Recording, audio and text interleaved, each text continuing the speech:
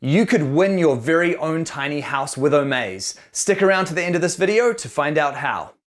When it comes to taking the plunge into tiny house living, there's one question that stops a lot of people. Where am I going to park my tiny house? And today we're about to visit a couple who built a beautiful DIY tiny house and found an incredibly unique parking spot in an underutilized nudist club.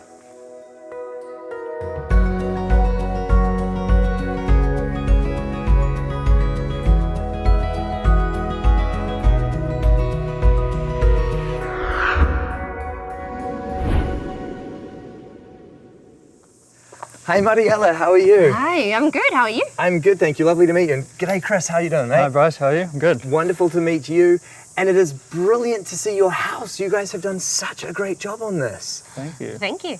You found a super interesting parking spot for this place, didn't you? Yeah, we did. So we're actually parked up on a nudist club. And how did you come to be living at a nudist club? That's a bit of a story. So we built the house quite far away from here, and then I got a job in Auckland.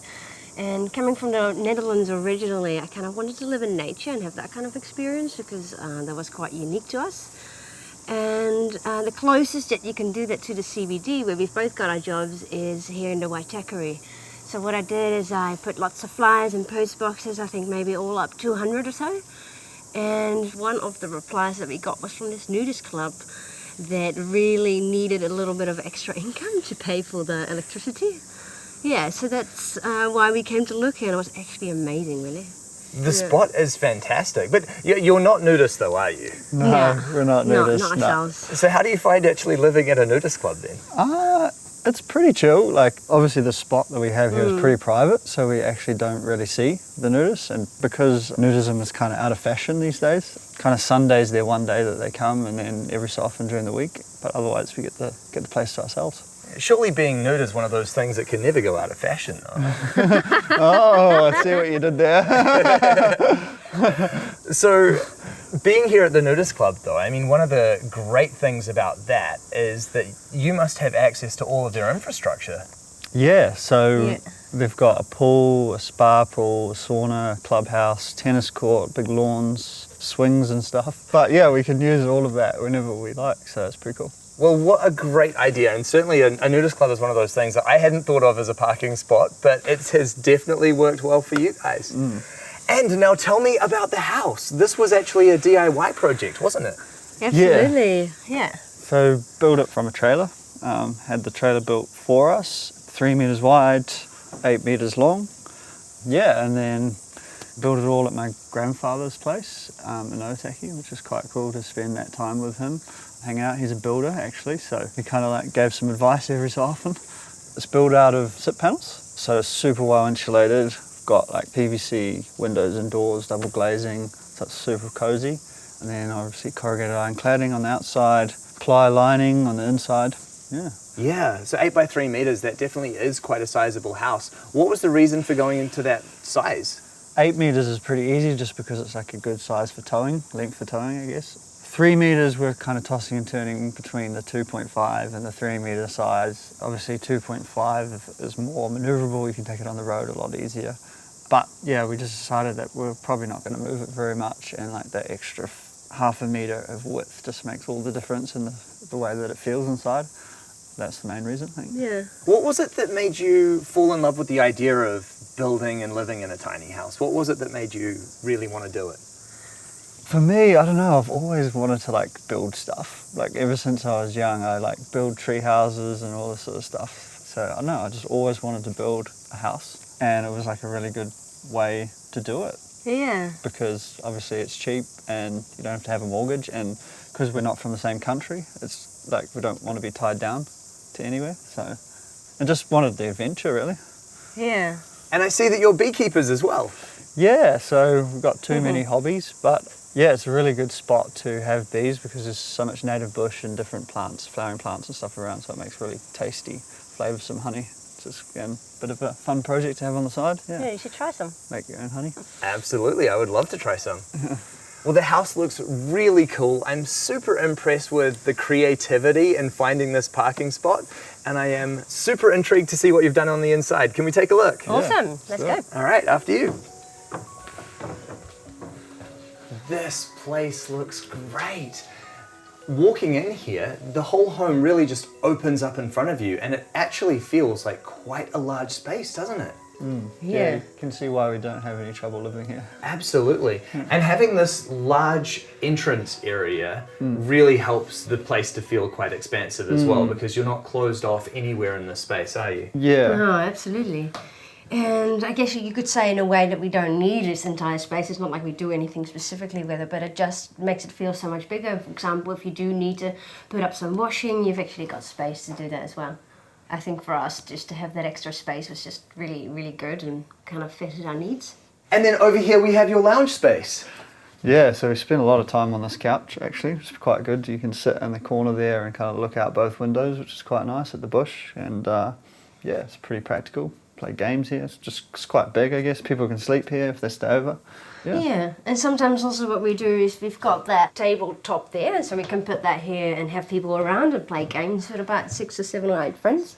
Yeah, and we also made sure that we've got lots of storage under there. So here's where we've got like a lot of tools that we use during the building process, and then under there we've got sort of stuff like camping gear, backpacks, that sort of stuff. All fits in quite nicely. And over here we have your kitchen, and it's especially nice to see that you've added this really nice breakfast bar. That's got to be very handy. Yeah, we're really happy with this design actually. We kind of went through a couple of different design iterations, but super stoked we went with this one because it's very multi-purpose. Obviously you can have people here while you're cooking. Like, it obviously makes it super easy to like move from this side to this side when you're cooking. And there's also a custom bench top as well, which we made on the cheap just by sandwiching plywood together and gluing a bench top on it. Saved us a lot of money. What a great idea. Yeah, so we also designed in this window here next to the kitchen, which is super handy to create a bit of indoor-outdoor flow when we're hosting guests, hand beers and food through, and means you can still socialise while you're cooking at the same time, which is quite nice. It really is, and it's great that you've put a lot of thought into how you can entertain in this space and really design around that. Yeah, we really enjoy having people coming around and spending time in the house, so yeah, that was a big part of the decisions we made.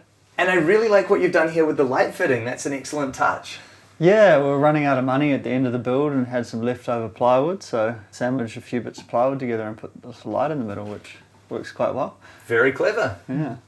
And then it's great to see that you've built in a lot of storage and found a good spot to put the fridge and everything over on this wall. Yeah, so we've got storage under the stairs here and then heaps of storage for food and everything. Yeah, we've got more than we need really. We've actually got quite a bit of empty space in some of the storage, which we're surprised about. It's a definite luxury to have. Yeah. And then you've got a good sized cooker and everything you need here. Yeah, full-size gas burner, and then it's an electric oven and microwave combination, which is super handy. So obviously you don't take up the extra space with the microwave. What a great idea. And then what do we have through the door there? Yeah, so here we have got our bathroom. Right. Have a look. Fantastic. You've created a really good amount of space in there. And it's interesting as well how you've raised up the floor there. Can you talk to me about this? That's there for multiple reasons. One, it's handy to access the plumbing with the sit panels. Obviously you can't run plumbing through the walls. Right. And then also we've got a grey water tank and some extra storage under there. And it looks like you've done some really interesting things with the storage in here as well. Yeah, so we've got some more standard storage, I guess, here with the toilet rolls and the towels, and we've also got some storage under the sink. But what we've also done is we've created a washing chute so that we can put our dirty clothes into the washing chute from upstairs and take it out here to put it in the washing machine. And what it also does is it kind of creates this place where we keep our washing anyway, and so you don't have to have it on one side. Very clever. And then this is an unusual toilet for a tiny house as well. Can you talk to me about what's going on there? Yeah, it's actually a boat toilet, so it has a electric flush and a macerator and a pump, and it macerates your business and pumps it out into our biodigester, and that gets turned into methane. That is such a clever idea. So the macerated waste goes straight from the toilet, gets pumped into the biodigester where it's converted into methane, which you can then use for cooking inside the house, which is super clever. But what about the waste from the biodigester? What happens to that then? It works the same as a composting toilet. So the microbes inside the biodigester is the same as you'd see in your big composting bin. So that they do the same thing, they convert everything into its like fundamental elements, and then out the other end comes some liquid fertilizer. So are you also adding garden waste and vegetable waste to that system as well? Food waste as well, yeah. So a big amount of the gas actually comes from your food waste. You can get 3 hours of gas cooking off it per day.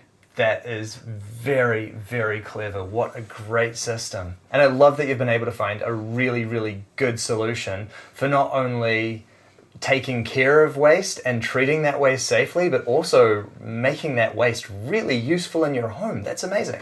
Yeah, exactly. As an engineer, I'm a big fan of minimizing waste and automating things as well. So yeah, ticks both those boxes. And then we have your sleeping loft upstairs. And one of the things that I think is really good in this design is the way that you've been able to create a really minimum profile on the floor of the sleeping loft. Did you need to use steel to achieve this? No, that's actually aluminium. Obviously has a bit more strength to weight ratio than wood, so you can kind of do a much thinner profile with it. And that's really helped you to create an additional sense of space both in the downstairs area and in the sleeping loft, which is amazing. Absolutely, yeah. And it's a really nice compact stair design that you've come up with for this house as well. Yeah, that was quite a deliberate choice. So sometimes you see that the stairs are a little bit more going to the living area a little bit more, but we quite like to keep it as compact as possible while still having some storage space underneath for like a vacuum and that sort of thing. Well, should we go up and see what you've done in the loft? Sure. I really like it when tiny houses that are a little bit wider add this landing platform in the loft, because having a space inside the loft where you can actually stand up is just such an asset, isn't it? Yeah, it's a really big one for us. We actually stole it from a video of yours, the Taupo couple. But yeah, we spent ages kind of figuring out what the optimum height was and figuring out what the optimum size fridge was to fit exactly underneath. But we nailed it in the end. You sure did. And then look at what you've done over here with your closet space. That is just so clever. Yeah, we kind of jokingly call this the crawl-in closet. It's not quite a walk-in closet, but it's still really quite spacious, and I'm able to store a lot of clothing and some of my other bits and bobs and keep it kind of out of sight. And is that hanging clothes storage that you've got there as well? Yeah, exactly. So it's always good to have a little bit of an option to have hanging clothes as well. This is where Chris keeps all his clothes, and this is also where we've got our washing chute, so the one that I mentioned earlier with the washing going down. And so how long have you actually been living in the home now? We've been here 2.5 years now. Wow. And how are you finding yourself adapting to life in the tiny house? Yeah, we really love it. We feel it's quite spacious. The outside area here is so nice. Really loving it. So you've done this as a DIY project, and throughout you've mentioned a few of your cost-saving initiatives. So what was the actual budget that was involved in building this home? Yeah, we didn't really set a budget to ourselves, but we're pretty confident it ended up being between 43,000 and 45,000, and that for us includes the stuff like the appliances, the deck, the biodigester, the toilet, and all those kind of things. That's not including my 3 months off work to build it, I guess, but yeah, still pretty good deal. Building this tiny house was really about learning. Both of us are learners. We love to learn different skills, to have new experience. We're both quite adventurous. So for us, this house signifies being able to take on something completely new, something that you had no idea you even could do, and really see where the process will take you. So now waking up in this house, I feel so proud of us. I feel so proud of Chris for having built all of this. It feels really good. Like, yeah, as I say, it feels like we've made our own destiny, so to speak, I guess, to be cheesy. And like, obviously we've also built a space that suits us perfectly. It's just so good having your own space that you can say you've built, you own it. Well, I really do think you've done such a great job with designing and building this home. You can see that this is a space that's working so well for both of you. You're in a wonderful parking spot, and I wish you both all the best for the future. Thank you so much for sharing your home with me. Thanks for coming. Thank you. Mariëlle and Chris have done such an amazing job with their home. They talk about using the space three-dimensionally, and that is exactly what they've done here. All throughout the home, there are so many clever additions that just make life convenient and good. Thinking about great entertaining space, thinking about things like laundry chutes that just improve the livability of the home so much. And there is no question in my mind that this couple are going to be incredibly happy here.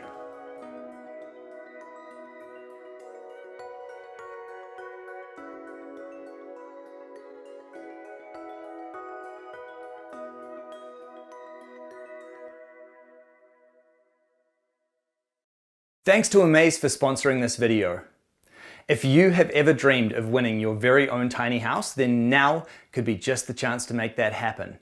Omaze have teamed up with Modern Tiny Living to give you the opportunity to win your very own tiny house, customized exactly to your likings to a value of $100,000, and taxes are included. Best of all, every entry helps to support Path. Path are a really wonderful charity who are on a mission to end homelessness in Los Angeles. Right now, in the midst of the COVID-19 crisis, they are right there working tirelessly on the front lines, helping to protect the city's most vulnerable people. To find out more and for your chance to win, head to omaze.com/livingbig or click the link in the description of this video. Good luck.